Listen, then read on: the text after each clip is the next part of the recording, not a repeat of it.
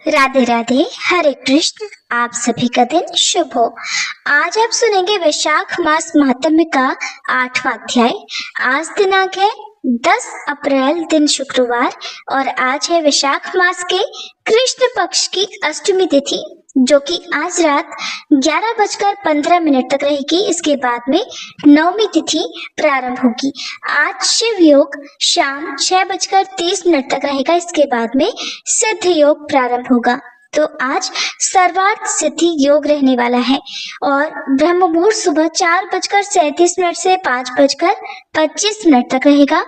सूर्योदय होगा सुबह 6:14 पर। सूर्यास्त होगा शाम 6:41 पर। वहीं राहु काल आज सुबह 10:30 से दोपहर 12 बजे तक रहेगा।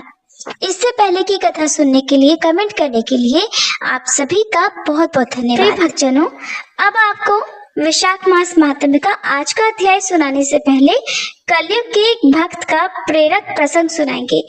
बहुत ध्यान से सुनिएगा और कमेंट करके जरूर बताइएगा कि क्या आपको इस तरह की कहानियां, प्रसंग सुनना हमारे चैनल पर पसंद है। कभी कभी गलती से मुझसे वैशाख मास महात्म्य की कथाएं सुनिए के बदले चैत्र मास की कथाएं सुनाने जा रहे हैं, ऐसा निकल जाता है, तो आप मेरी इस गलती को क्षमा कर दीजिएगा। मैं नादान हूँ, कभी कभी ऐसा मुझसे हो जाता है, क्योंकि कई बार हम लगातार 1 महीने की कथाएं सुनाते रहते हैं तो वही चीजें दिमाग में चलती रहती हैं। लेकिन आप सभी जानते हैं कि अभी वैशाख मास ही चल रहा है। एक बार की बात है, एक व्यक्ति गंगा जी के किनारे जा रहा था। दैव योग से सौभाग्यवश उसे नारद जी मिल गए। उस व्यक्ति ने नारद जी से पूछा, महाराज, ब्रह्मा, विष्णु, महेश, इन तीनों में से जल्दी कौन प्रसन्न हो जाते हैं? तब नारद जी ने कहा, ब्रह्मा जी जल्दी प्रसन्न हो जाते हैं। पृथ्वी पर ब्रह्मा जी के मंदिर कम ही है, इसलिए वह भक्त ब्रह्मा जी की आराधना करने पुष्कर चला गया। उसने सोचा, जहाँ कहीं पर भी ब्रह्मा जी का देव स्थान होगा, मंदिर होगा, वहीं पर जाकर तपस्या करूं, जल्दी फल प्राप्त होगा। ये सोचकर वह पुष्कर चला गया और वहां जाकर उस भक्त ने 3 वर्ष कठिन तप किया, जिससे ब्रह्मा जी प्रसन्न हो गए और प्रसन्न होकर, प्रकट होकर उसे दर्शन देकर वर मांगने के लिए कहा। तब वह भक्त बोला, प्रभु, मैं तो आपके दर्शन पाकर ही निहाल हो गया हूँ, अब और क्या मांगू?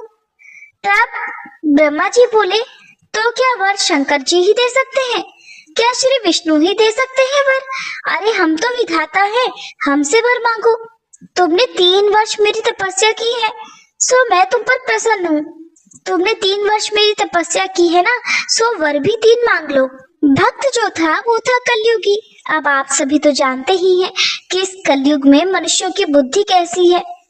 तो जैसे ही ब्रह्मा जी ने उसे 3 वर देने के लिए कहा, तो वह बोला, अच्छा ब्रह्मा जी, तो पहला वर मैं ये मांगता हूँ कि मेरे पास मकान नहीं है तो मेरा मकान बन जाए।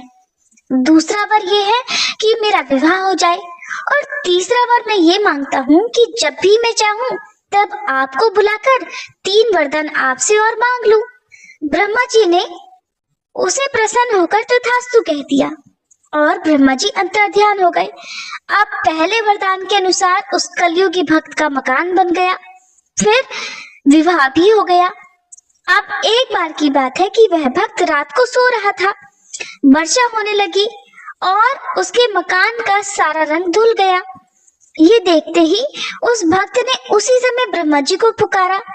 ब्रह्मा जी ने वरदान जो दे रखा था, तो वे प्रकट हुए और बोले, बताओ क्या मांगते हो? तब वह बोला कि ब्रह्मा जी, पहला वर तो मुझे ये दे दीजिए कि ये वर्षा बंद हो जाए। दूसरा वर मुझे ये चाहिए कि मेरे मकान पर कभी बारिश न हो। और तीसरा वरदान मुझे ये दे दीजिए कि मैं जब चाहूं 3 वर और आपसे मांग लूं। ब्रह्मा जी सोचने लगे, ये कैसा भक्त है। आखिरकार ब्रह्मा जी को उसे वह वरदान देने ही पड़े। कुछ समय बाद उस भक्त को सर्दी जुकाम हो गया। उसने उस समय डॉक्टर के या वैद्य के पास ना जाकर ब्रह्मा जी को ही पुकारा। ब्रह्मा जी फिर प्रकट हुए, बोले, क्या बात है? भक्त ने फिर मांगा, ब्रह्मा जी, पहला वर तो मुझे ये दे दीजिए कि मेरी खांसी ठीक हो जाए। दूसरा बार मुझे ये चाहिए कि भविष्य में मुझे कभी कोई शारीरिक कष्ट ना हो। और तीसरा बार मुझे ये दीजिए कि मैं जब चाहूं 3 बार फिर मांग लूं। इस तरह उस भक्त ने छोटी मोटी बातों के लिए ब्रह्मा जी को बुलाना शुरू कर दिया। उस कलयुगी भक्त की आदत को देखते हुए अब ब्रह्मा जी बड़े परेशान हुए। उन्होंने सोचा इससे मुक्ति पाने का कोई तो उपाय मुझे चाहिए ही, नहीं तो ये ऐसे ही मुझे बुला बुला कर परेशान करता रहेगा। ब्रह्मा जी सोचने लगे तो उन्होंने सोचा कि चलो इसका निवारण किया जाए। अब उस समस्या के निवारण हेतु ब्रह्मा जी पहुंचे नारायण भगवान की शरण में। जाकर श्री नारायण भगवान को उन्होंने प्रणाम किया, उनसे विनती की कि प्रभु इस भक्त से आप कैसे भी करके मेरा पीछा छुड़ाइए, मैं तो बड़ा परेशान हूँ। इसे तो सर्दी जुकाम होता है, इसके घर पर वर्षा होती है तो ये मुझे बुला लेता है। तब भगवान कहने लगे, हे विधाता, इन कलयुग के भक्तों को वर देने से पहले जरा ठोक पीट कर देख लिया कीजिए। ये रुपया तो 1.25 चढ़ाएंगे और बदले में मांगेंगे 1.25 लाख। ऐसा कहकर श्री नारायण भगवान मुस्कुराने लगे। फिर उन्होंने माँ सरस्वती को बुलाया और बोले, देवी जाइए आप उस भक्त की जिह्वा पर बैठ जाइए। अब देवी सरस्वती भगवान की आज्ञा अनुसार उस भक्त की जिह्वा पर बैठ गई।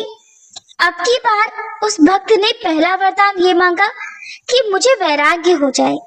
दूसरा वरदान मांगा कि मेरी भगवान के चरणों में प्रीति हो जाए। और तीसरे वरदान में ये मांगा कि अब मेरी मुक्ति हो जाए। इस तरह देवी सरस्वती के उसकी जिह्वा पर विद्यमान होने के कारण, विराजमान होने के कारण उसकी बुद्धि पलट गई थी। अब ब्रह्मा जी ने प्रकट होकर उसे मुक्ति देकर उसके द्वारा बार बार वरदान मांगने से अपना पीछा छुड़ा लिया। तो वर्तमान समय में भी ऐसे अनेकों कलयुगी भक्त हैं जो भगवान की भक्ति ही इसलिए करते हैं ताकि वे अपने लाभ को, अपनी इस प्रकार की मनोकामनाओं को पूर्ण करवा सके, न कि मोक्ष प्राप्ति की कामना रखते हैं। लेकिन भगवान तो भगवान है, वे भी अपने भक्तों को सही राह पर लाने के लिए कुछ न कुछ उपाय ढूंढ ही लेते हैं। तो ये था आज का प्रसंग, आपको कैसा लगा जरूर बताइएगा। अब सुनिए श्री कृष्ण कवच पाठ हिंदी में। देवर्षि नारद जी ने भगवान नारायण से पूछा, भगवान अब मेरी ये सुनने की इच्छा है कि भगवान शंकर ने दयावश परशुराम को कौन सा मंत्र और कौन सा स्तोत्र और कवच दिया था। उस मंत्र के आराध्य देवता कौन है, कवच धारण करने का क्या फल है तथा स्तोत्र पाठ से किस फल की प्राप्ति होती है, वह सब कुछ आप कृपा करके बतलाइए। तब नारायण भगवान बोले, नारद उस मंत्र के आराध्य देव गोलोकनाथ गोप गोपीश्वर सर्व समर्थ परिपूर्णतम स्वयं भगवान श्री कृष्ण हैं। शंकर जी ने रत्न पर्वत के निकट स्वयं प्रभा नदी के तट पर पारिजात वन के मध्य स्थित आश्रम में लोकों के देवता माधव के समक्ष परशुराम को त्रैलोक्य विजय नामक परम अद्भुत कवच विभूति योग से संभूत महान पुण्यमय स्वतराज नाम वाला स्तोत्र और संपूर्ण कामनाओं का फल प्रदान करने वाला मंत्र कल्पतरु नामक मंत्र प्रदान किया था। महादेव जी ने कहा, भृगुवंशी महाभागवत्स, तुम प्रेम के कारण मुझे पुत्र से भी अधिक प्रिय हो, अतः आओ कवच ग्रहण करो। हे राम, जो ब्रह्मांड में परम अद्भुत तथा विजयप्रद है, श्री कृष्ण के उस त्रैलोक्य विजय नामक कवच का मैं वर्णन करता हूँ, सुनो। पूर्व काल में श्री कृष्ण ने गोलोक में स्थित वृंदावन नामक वन में राधिकाश्रम में रास मंडल के मध्य ये कवच मुझे दिया था। ये अत्यंत गोपनीय तत्व संपूर्ण मंत्र समुदाय का विग्रह स्वरूप, पुण्य से भी बढ़कर पुण्यतर परमोत्कृष्ट है और इसे स्नेहवश मैं तुम्हें बता रहा हूँ, जिसे पढ़कर और धारण करके मूल प्रकृति भगवती आद्य शक्ति ने शुंभ निशुंभ महिषासुर और रक्तबीज का वध किया था, जिसे धारण करके मैं लोकों का संहारक और संपूर्ण तत्वों का जानकार हुआ हूँ। तथा पूर्व काल में जो दुरंत और अवध्य थे, उन त्रिपुरों को खेल ही खेल में दग्ध कर सका हूँ, जिसे पढ़कर और धारण करके ब्रह्मा ने इस उत्तम सृष्टि की रचना की है, जिसे धारण करके भगवान शेष सारे विश्व को धारण करते हैं, जिसे धारण करके कूर्मराज शेष को लीला पूर्वक धारण किए रहते हैं, जिसे धारण करके स्वयं सर्वव्यापक भगवान वायु विश्व के आधार हैं, जिसे धारण करके वरुण सिद्ध और कुबेर धन के स्वामी हुए हैं, जिसे पढ़कर एवं धारण करके स्वयं इंद्र देवताओं के राजा बने हैं, जिसे धारण करके तेजो राशि स्वयं सूर्य भुवन में प्रकाशित होते हैं, जिसे पढ़कर एवं धारण करके चंद्रमा महान बल और पराक्रम से संपन्न हुए हैं, जिसे पढ़कर एवं धारण करके महर्षि अगस्त्य सातों समुद्रों को पी गए और उनके तेज से वातापी नामक दैत्य को पचा गए, जिसे पढ़कर एवं धारण करके पृथ्वी देवी सबको धारण करने में समर्थ हुई हैं, जिसे पढ़कर एवं धारण करके गंगा स्वयं पवित्र होकर भुवनों को पावन करने वाली बनी है, जिसे धारण करके धर्मात्माओं में श्रेष्ठ धर्म लोकों के साक्षी बने हैं, जिसे धारण करके सरस्वती देवी संपूर्ण विद्याओं की अधिष्ठात्री देवी हुई हैं, जिसे धारण करके परात्परा लक्ष्मी लोगों को अन्न प्रदान करने वाली हुई हैं, जिसे पढ़कर एवं धारण करके सावित्री ने वेदों को जन्म दिया है। भृगुनंदन, जिसे पढ़ और धारण करके वेद धर्म के वक्ता हुए हैं, जिसे पढ़कर और धारण करके अग्नि शुद्ध एवं तेजस्वी हुए हैं, और जिसे धारण करके भगवान सनत कुमार को ज्ञानियों में सर्वश्रेष्ठ स्थान मिला है। जो महात्मा साधु एवं श्री कृष्ण भक्त हो, उसी को केवल यह कवच देना चाहिए, क्योंकि शठ एवं दूसरों के शिष्य को देने से दाता मृत्यु को प्राप्त हो जाता है। इस त्रैलोक की विजय कवच के प्रजापति ऋषि हैं, गायत्री छंद हैं, स्वयं रासेश्वर देवता हैं, और त्रैलोक की विजय प्राप्ति में इसका विनियोग कहा गया है।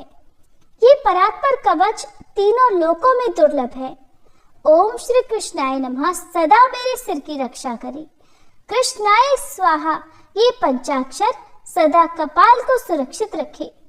कृष्ण नेत्रों की तथा कृष्णाय स्वाहा पुतलियों की रक्षा करे। हरे नमः सदा मेरी भ्रकुटियों को बचाए। ओम गोविंदाय स्वाहा मेरी नासिकाओं की सदा रक्षा करे। गोपालाय नमः मेरे गंड स्थलों की सदा सब ओर से रक्षा करे। ओम गोपांगनेशाय नमः सदा मेरे कानों की रक्षा करे। ओम कृष्णाय नमः निरंतर मेरे दोनों ओठों की रक्षा करे। ओम गोविंदाय स्वाहा सदा मेरी दंत पंक्ति की रक्षा करे। ओम कृष्णाय नमः दांतों के छिद्रों की तथा क्लिंग दांतों के ऊर्ध्व भाग की रक्षा करे। ओम श्री कृष्णाय स्वाहा सदा मेरी जिह्वा की रक्षा करे। रासेश्वराय स्वाहा सदा मेरे तालु की रक्षा करे। राधिकेशाय स्वाहा सदा मेरे कंठ की रक्षा करे। गोपांगनेशाय नमः सदा मेरे वक्ष स्थल की रक्षा करे। ओम गोपेशाय स्वाहा सदा मेरे कंधों की रक्षा करे। नमः किशोर वेशाय स्वाहा सदा मेरे पृष्ठ भाग की रक्षा करे। मुकुंदाय नमः सदा मेरे उदर की तथा ओम ह्रीं क्लीं कृष्णाय स्वाहा सदा मेरे हाथ पैरों की रक्षा करे। ओम विष्णवे नमः सदा मेरी दोनों भुजाओं की रक्षा करे। ओम ह्रीं भगवते स्वाहा सदा मेरे नखों की रक्षा करे।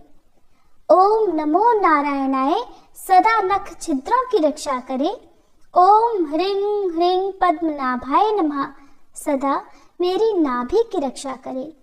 ओम सर्वेशाय स्वाहा सदा मेरे कंकाल की रक्षा करे। ओम गोपी रमणाय स्वाहा सदा मेरे नितंब की रक्षा करे।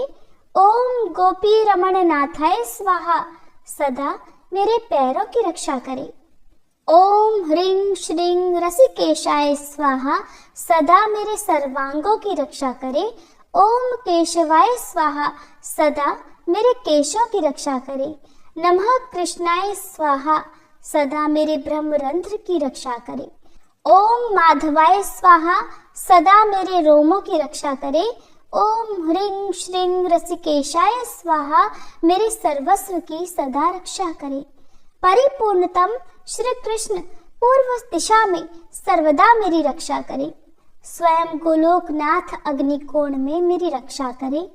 पूर्ण ब्रह्म स्वरूप दक्षिण दिशा में सदा मेरी रक्षा करे। श्री कृष्ण नैऋत्य कोण में मेरी रक्षा करे। श्री हरि पश्चिम दिशा में मेरी रक्षा करे। गोविंद वायव्य कोण में नित्य निरंतर मेरी रक्षा करे। रसिक शिरोमणि उत्तर दिशा में सदा मेरी रक्षा करे। वृंदावन विहार कृत सदा ईशान कोण में मेरी रक्षा करे। वृंदावनी के प्राणनाथ ऊर्ध्व भाग में मेरी रक्षा करे। महाबली बलिहारी माधव सदैव मेरी रक्षा करे। नृसिंह जल स्थल तथा अंतरिक्ष में सदा मुझे सुरक्षित रखें। माधव सोते समय तथा जागृत काल में सदा मेरा पालन करे तथा जो सबके अंतरात्मा निर्लेप और सर्वव्यापक हैं वे भगवान सब ओर से मेरी रक्षा करे। वत्स, इस प्रकार मैंने त्रैलोक्य विजय नामक कवच जो परम अनोखा तथा समस्त मंत्र समुदाय का मूर्तमान स्वरूप है तुम्हें बतला दिया। मैंने इसे श्री कृष्ण के मुख से श्रवण किया था। इसे जिस किसी को नहीं बतलाना चाहिए। जो विधि पूर्वक गुरु का पूजन करके इस कवच को गले में अथवा दाहिनी भुजा पर धारण करता है वह भी विष्णु तुल्य हो जाता है, इसमें संशय नहीं है। वह भक्त जहाँ जाता है, जहाँ रहता है, वहाँ लक्ष्मी और सरस्वती भी निवास करती हैं। यदि उसे कवच सिद्ध हो जाता है तो वह जीवन मुक्त हो जाता है और उसे करोड़ों वर्षों की पूजा का फल प्राप्त हो जाता है। हजारों राजसूय, सैकड़ों वाजपेयी, 10,000 अश्वमेध, संपूर्ण महादान तथा पृथ्वी की प्रदक्षिणा, ये सभी इस त्रैलोक्य विजय की 16वीं कला की भी समानता नहीं कर सकते। व्रत उपवास का नियम, स्वाध्याय, अध्ययन, तपस्या और समस्त तीर्थों में स्नान, ये सभी इसकी एक कला को भी नहीं पा सकते। यदि मनुष्य इस कवच को सिद्ध कर ले तो निश्चय ही उसे सिद्धि, अमरता और श्री हरि की दास्ता आदि सब कुछ मिल जाता है। जो इसका 10 लाख जप करता है उसे यह कवच सिद्ध हो जाता है और जो सिद्ध कवच होता है वह निश्चय ही सर्वज्ञ हो जाता है। परंतु जो इस कवच को जाने बिना श्री कृष्ण का भजन करता है उसकी बुद्धि अत्यंत मंद है। उसे करोड़ों कल्पों तक जप करने पर भी मंत्र सिद्धिदायक नहीं होता। वत्स, इस कवच को धारण करके तुम आनंद पूर्वक निःशंक होकर अनायास ही 21 बार पृथ्वी को क्षत्रियों से शून्य कर डालो। पुत्र, प्राण संकट के समय राज्य दिया जा सकता है, सिर कटाया जा सकता है और प्राणों का परित्याग भी किया जा सकता है, परंतु ऐसे कवच का दान कभी नहीं करना चाहिए। इति श्री कृष्ण कवचम पाठ संपूर्णम। अब सुनिए वैशाख मास महात्म्य अध्याय। आज की कथा में जानिए वैशाख मास की अक्षय तृतीया और द्वादशी की महत्ता, द्वादशी के पुण्यदान से एक कुतिया के उद्धार और वैशाख मास की अंतिम 3 तिथियों की महत्ता के बारे में। श्री रुद्रदेव जी कहते हैं, जो मनुष्य अक्षय तृतीया को सूर्योदय काल में प्रातः स्नान करते हैं और भगवान विष्णु की पूजा करके कथा सुनते हैं वे मोक्ष के भागी होते हैं। जो उस दिन श्री मधुसूदन की प्रसन्नता के लिए दान करते हैं उनका वह पुण्य कर्म भगवान की आज्ञा से अक्षय फल देता है। वैशाख मास की पवित्र तिथियों में शुक्ल पक्ष की द्वादशी सभी पाप राशि का विनाश करने वाली है। शुक्ला द्वादशी को योग्य पात्र के लिए जो अन्न दिया जाता है उसके एक एक दाने में कोटि कोटि ब्राह्मण भोजन का पुण्य होता है। शुक्ल पक्ष की एकादशी तिथि में जो भगवान विष्णु की प्रसन्नता के लिए जागरण करता है वह जीवन मुक्त होता है। जो वैशाख की द्वादशी तिथि को तुलसी के कोमल दलों से भगवान विष्णु की पूजा करता है वह पूरे कुल का उद्धार करके बैकुंठ लोक का अधिपति हो जाता है। जो मनुष्य त्रयोदशी तिथि को दूध, घी, शक्कर और मधु इन 5 द्रव्यों से भगवान विष्णु की प्रसन्नता के लिए उनकी पूजा करता है और जो पंचामृत से भक्ति पूर्वक श्री हरि को स्नान कराता है वह संपूर्ण कुलों का उद्धार करके भगवान विष्णु के लोक में प्रतिष्ठित होता है। त्रयोदशी तिथि को जो सायंकाल में भगवान शिव की प्रसन्नता के लिए शरबत देता है वह अपने पुराने पाप को शीघ्र ही त्याग देता है। वैशाख शुक्ल द्वादशी में मनुष्य जो कुछ भी पुण्य कर्म करता है वह सब कुछ अक्षय फल देने वाला होता है। प्राचीन काल में कश्मीर देश में देवव्रत नामक एक ब्राह्मण थे। उनके सुंदर रूप वाली एक कन्या थी जो कि मालिनी के नाम से प्रसिद्ध थी। ब्राह्मण ने उस कन्या का विवाह सत्यशील नामक बुद्धिमान ब्राह्मण के साथ कर दिया। मालिनी कुमार्ग पर चलने वाली पुंसचली होकर बड़ी स्वच्छता से इधर उधर रहने लगी। वह केवल आभूषण धारण करने के लिए ही पति का जीवन चाहती थी। ना तो वह अपने पति से प्रेम करती न ही उसका हित चाहती थी। उसी के घर में कामकाज करने के बहाने उसका उपपति भी रहा करता था। सभी जाति के मनुष्य जार के रूप में उसके यहाँ ठहरते थे। वह कभी भी अपने पति की आज्ञा का पालन नहीं करती थी। इसी दोष से उसके सभी अंगों में कीड़े पड़ गए जो काल अंत और यम की तरह उसकी हड्डियों को भी छेदे डालते थे। उन कीड़ों से उसकी नाक, जीवा और कानों का उच्छेद हो गया। स्तन तथा अंगुलियां गल गई और उनमें पंगुता भी आ गई। इन सभी क्लेशों से मृत्यु को प्राप्त होकर वह नरक की यातनाएं भोगने लगी। 1,50,000 वर्षों तक वह तांबे के भांड में रखकर जलाई गई। 100 बार उसे कुत्ते की योनि में जन्म लेना पड़ा। इसके बाद सौवीर देश में पद्म बंधु नामक ब्राह्मण के घर में वह अनेक दुखों से घिरी हुई कुतिया बनी। उस समय भी उसके कान, नाक, पूंछ और पैर कटे हुए थे। उसके सिर में कीड़े पड़ गए थे और योनि में भी कीड़े भरे रहते थे। राजन, इस प्रकार 30 वर्ष बीत गए। एक दिन वैशाख के शुक्ल पक्ष की द्वादशी तिथि को पद्म बंधु का पुत्र नदी में स्नान करके पवित्र होकर भीगे ही वस्त्रों से घर आया। उसने तुलसी की वेदी के पास जाकर अपने पैर धोए। दैव योग से वह कुतिया उसी वेदी के नीचे सोई हुई थी। सूर्योदय से पहले का समय था। ब्राह्मण कुमार के चरणोदक से वह नहा गई और तत्काल ही उसके सारे पाप नष्ट हो गए। फिर तो उसी क्षण उसे अपने पूर्व जन्मों का स्मरण हो आया। पहले कर्मों की याद आने से वह कुतिया तपस्वी के पास जाकर दीनता पूर्वक पुकारने लगी कि हे मुने, आप मेरी रक्षा करें। उसने पद्म बंधु मुनि के पुत्र से अपने पूर्व जन्म के दुराचार पूर्ण सारे वृतांत कह सुनाए और कहने लगी कि हे ब्राह्मण, जो कोई भी दूसरी युवती पति के ऊपर वशीकरण का प्रयोग करती है वह दुराचारिणी मेरी ही तरह तांबे के पात्र में पकाई जाती है। पति स्वामी है, पति गुरु है और पति ही उत्तम देवता है। साध्वी स्त्री उस पति का अपराध करके भला कैसे सुख पा सकती है? पति का अपराध करने वाली स्त्री सैकड़ों बार तिर्यक योनि अर्थात पशु पक्षियों की योनियों में और अरबों बार कीड़े की योनि में जन्म लेती है। इसलिए स्त्रियों को सदैव अपने पति की आज्ञा का पालन करना चाहिए। ब्राह्मण, आज मैं आपकी दृष्टि के सामने आई हूँ।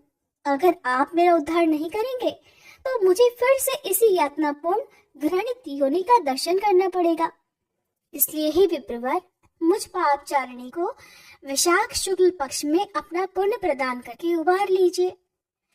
आपने जो पुण्य की वृद्धि करने वाली द्वादशी की है उसमें स्नान, दान और अन्न भोजन कराने से जो पुण्य हुआ है उससे मुझ दुराचारिणी का भी उद्धार हो जाएगा। महाभाग, हे दीनवत्सल, मुझ दुखिया के प्रति कुछ दया कीजिए। आपके स्वामी जगदीश्वर जनार्दन दीनों के रक्षक हैं। उनके भक्त भी उन्हीं के समान होते हैं। दीन वत्सल, मैं आपके दरवाजे पर रहने वाली कुतिया हूँ। मुझे दीना के प्रति दया कीजिए, मेरा उद्धार कीजिए। अंत में मैं आप द्विजेंद्र को नमस्कार करती हूँ। उसका वचन सुनकर मुनि के पुत्र ने कहा, कुतिया, सभी प्राणी अपने किए हुए कर्मों के फल स्वरूप ही दुख और सुख भोगते हैं। जैसे सांप को दिया हुआ शक्कर मिश्रित दूध केवल विष को ही बढ़ाता है, उसी प्रकार पापी को दिया हुआ पुण्य भी केवल उसके पाप में ही वृद्धि करेगा। मुनि कुमार के ऐसा कहने पर कुतिया दुख में डूब गई। फिर उसके पिता के पास जाकर बड़े करुण स्वर से क्रंदन करती हुई बोली, हे बंधु बाबा, मैं आपके दरवाजे की कुतिया हूँ। मैंने सदा आपकी जूठन खाई है, मेरी रक्षा करो, मुझे बचा लो।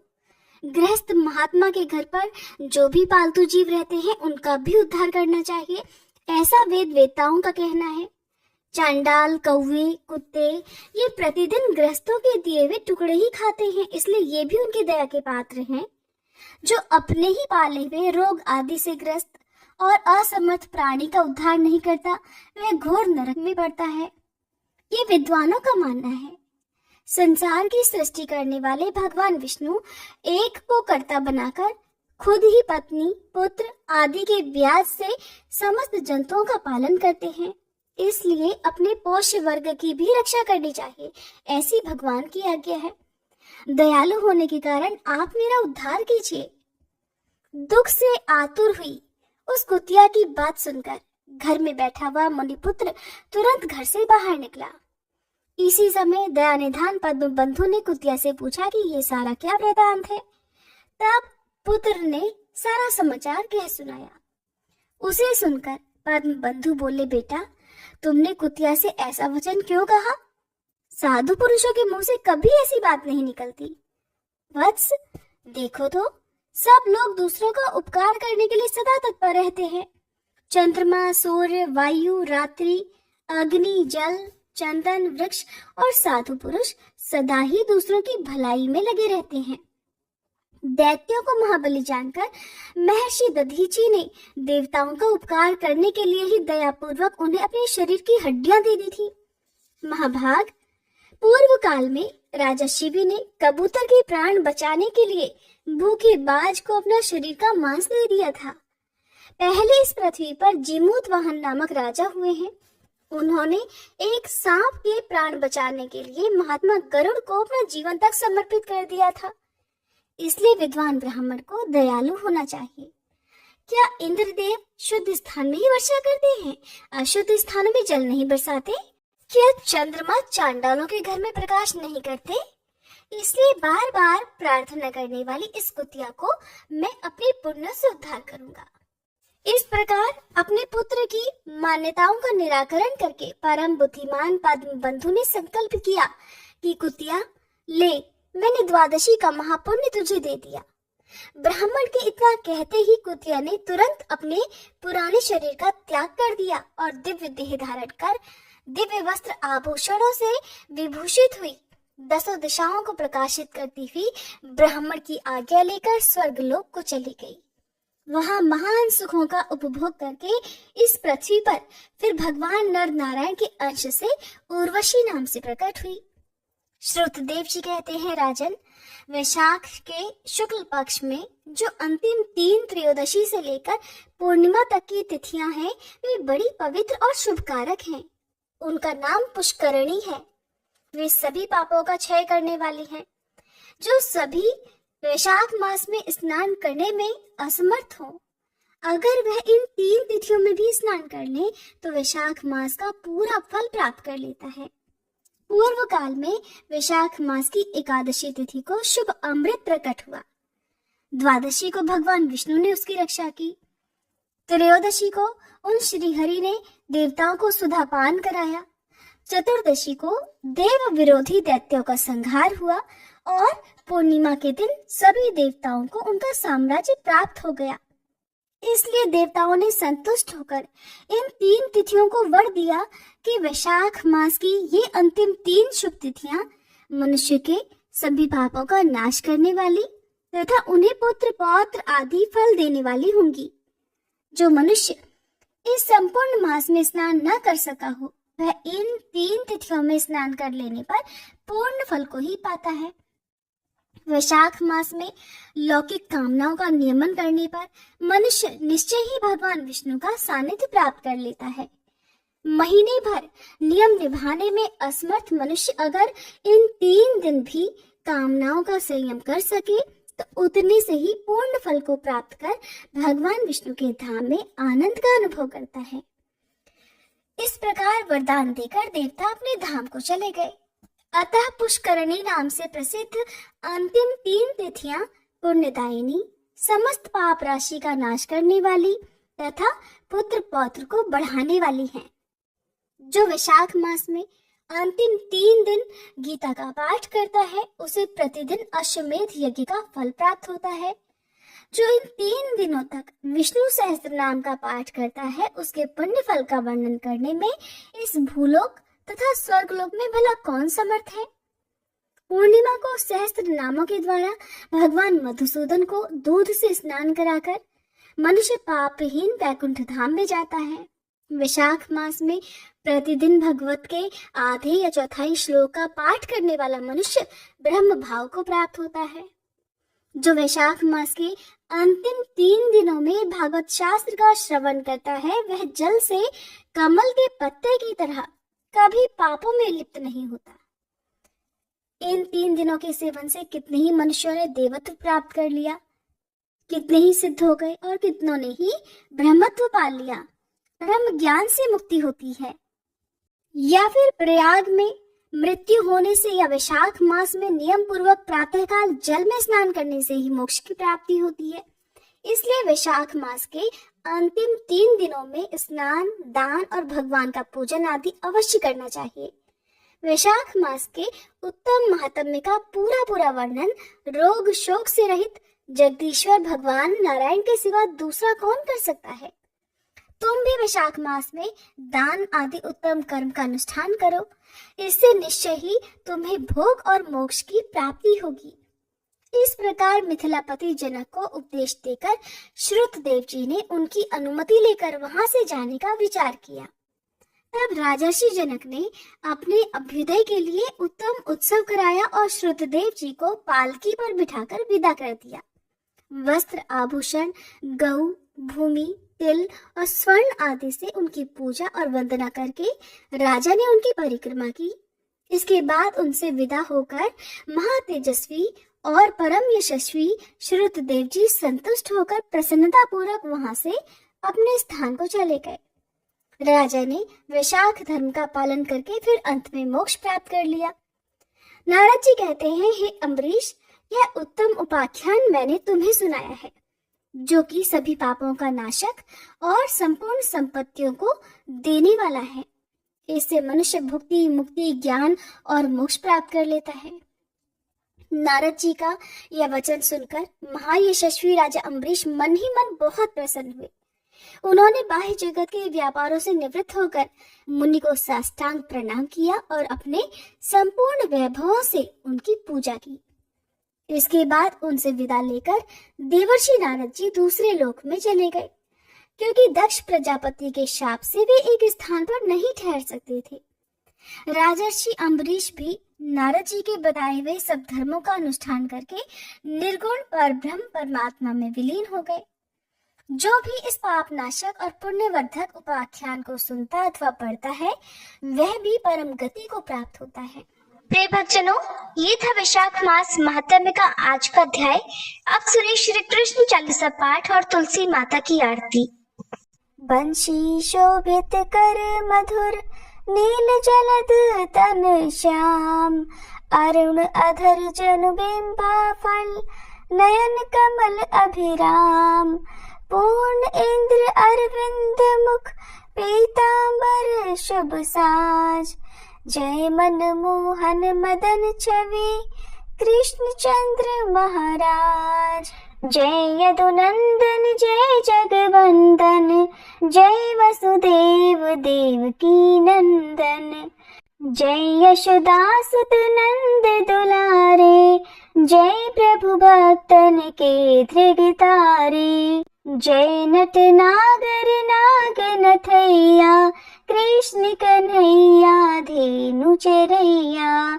पुनि नख पर प्रभु गिरवर धारो, आओ दीनन कष्ट निवारो। वंशी मधुर अधर धर तेरी, होवे पूर्ण मनोरथ मेरो। आओ हरि पुनि माखन चाखो, आज लाज भारत की राखो। गोल कपोल चिबुक अरुणारे, मृदु मुस्कान मोहिनी डारे। रंजित राजीव नयन विशाला, मोर मुकुट वैजंती माला। कुंडल श्रवण पीत पट आछे, कटी किंकणी काछन काछे। नील जलज सुंदर तन सोहे, छवि लखी सुर नर मुनि मन मोहे। मस्तक तिलक अलग घुंघराले, आओ कृष्ण बांसुरी वाले। करी पय पान पूत नहीं धार्यो, अका बका कागा सुर मार्यो। मधुवन जलत अग्नि जब ज्वाला, भय शीतल लखी तहि नंद लाला। सुरपति जब ब्रिज चढ़ियो रिसाई, मसूर धार वारी वर्षाई। लगत लगत ब्रज चहन बहायो, गोवर्धन नख धारी बचायो। लखी यशोदा मन भ्रम अधिकाई, मुख मह 14 भुवन दिखाई। दुष्ट कंस अति उधम मचायो, कोटि कमल जब फूल मंगायो। नाथी काली यही तब तुम लीने, चरण चिन्ह दे निर्भय कीन्हे। करी गोपिन संग रास विलासा, सबकी पूर्ण करी अभिलाषा। केतिक मह असुर संहार्यो, कंस ही केस पकड़ दे मार्यो। मात पिता की बंदी छुड़ाई, उग्र सेन कह राज दिलाई। मही से मृतक छहु सुत लायो, मातु देव की शोक मिटायो।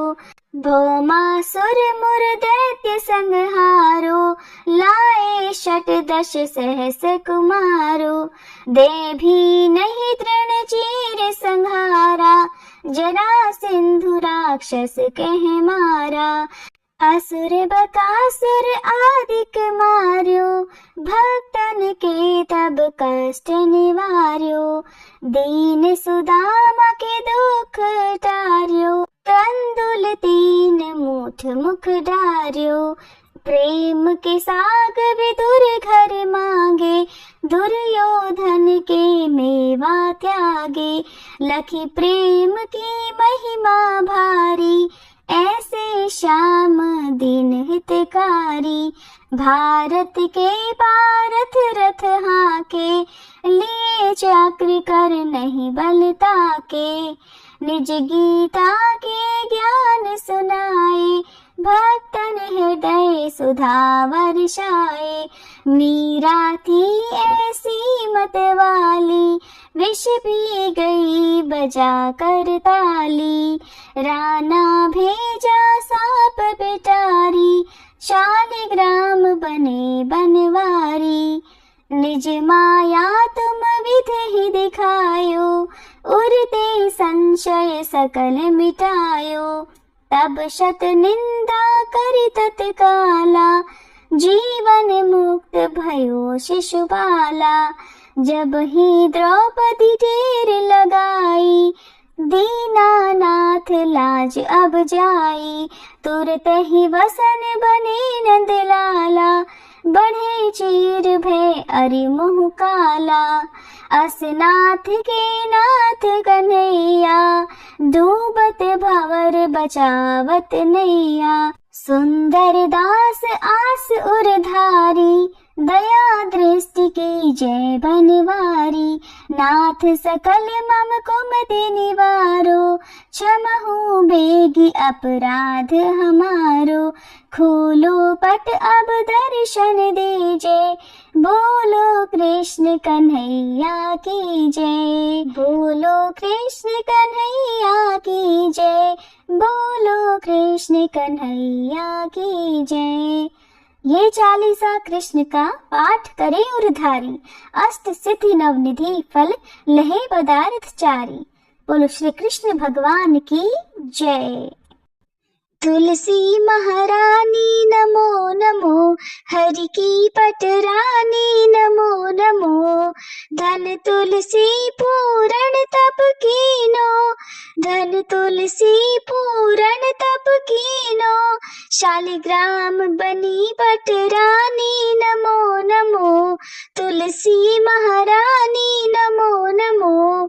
जाके पत्र मझरी कोमल, जाके पत्र मझरी कोमल, श्रीपति कमल चरण लपटानी नमो नमो, तुलसी महारानी नमो नमो। धूप दीप नैवेद्य आरती, धूप दीप नैवेद्य आरती, पुष्पन की वर्षा वर्षानी नमो नमो, तुलसी महारानी नमो नमो। 56 भोग 3600 व्यंजन, 56 भोग 3600 व्यंजन, बिन तुलसी हरि एक न मानी नमो नमो, बिन तुलसी हरि एक न मानी नमो नमो, तुलसी महारानी नमो नमो। सभी सखी मैया तेरो यश गावे, सभी सखी मैया तेरो यश गावे, भक्ति दान दीजे महारानी नमो नमो, तुलसी महारानी नमो नमो, हरि की पटरानी नमो नमो, तुलसी महारानी नमो नमो। तुलसी मैया की जय।